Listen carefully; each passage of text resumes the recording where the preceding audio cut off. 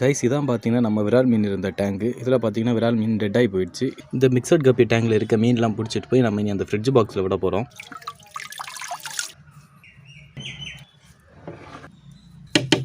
பேரன் கப்பி எல்லாம் பார்த்தீங்கன்னா பிடிச்சிட்டோம். நீ இதை எடுத்துகிட்டு போய் நம்ம ஃப்ரிட்ஜ் பாக்ஸில் விட்டுறலாம் கைஸ்.